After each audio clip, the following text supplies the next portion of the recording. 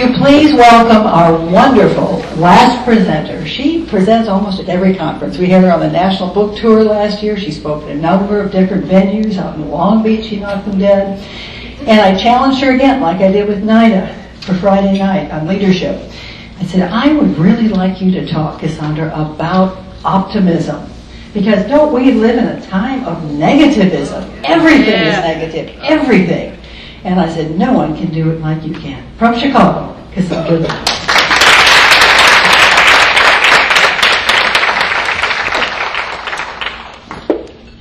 Once upon a time, there lived this young lady who lived behind the power of negative thoughts, words, and sayings.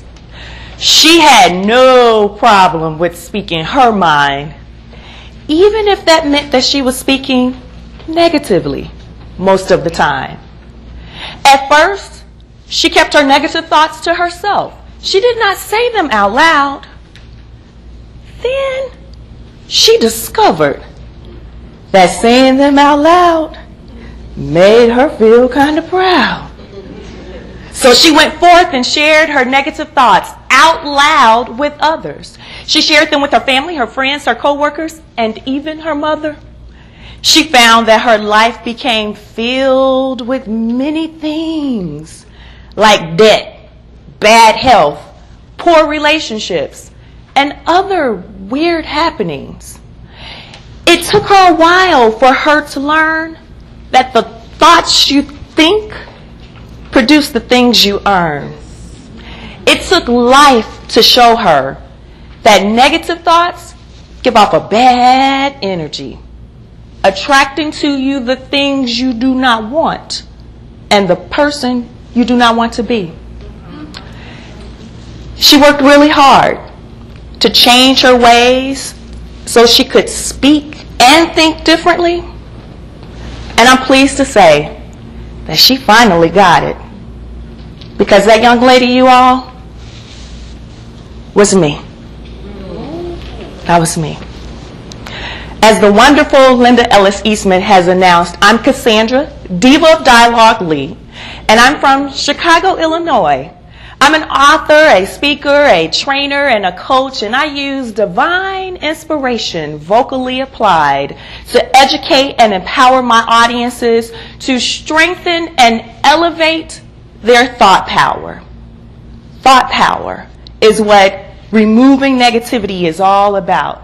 And as we're here this weekend to celebrate the 28th annual conference, international conference for the Professional Woman Network, our theme for this year's conference was all about women, youth, and family. Now, wouldn't you agree with me that thought power is so important to the empowerment of women, youth, and family? As a matter of fact, if you agree with me, say, it sure is. It sure is. You're right. Thank you for agreeing with me, because what you will find as we will go through the material for my workshop today, thought power, making sure that we can elevate our thought power is so important. Now, I'm a very big proponent on thinking more positively. As I shared with you in my poem that I've entitled A Tale of Negativity, I had to personally go through that life's journey, which I'm still on, of making sure that I can elevate my thought power. Women, youth, and family. When I heard that title, when Linda invited me to be a speaker for this year's conference, and when she told me the topic that she wanted me to present, I chuckled and I looked up and I said, "You're funny." My friends and I, we always say God has a sense of humor, because the things he takes us through, he gets a good chuckle from it, but we get a life lesson from it all. And that women, youth, and family empowerment for me was so personal, because my journey of learning how to elevate my thought power fell in all three of those categories. I want to make sure before we walk out of this room this afternoon that you have my personal formula. You know, we all have certain things that we do.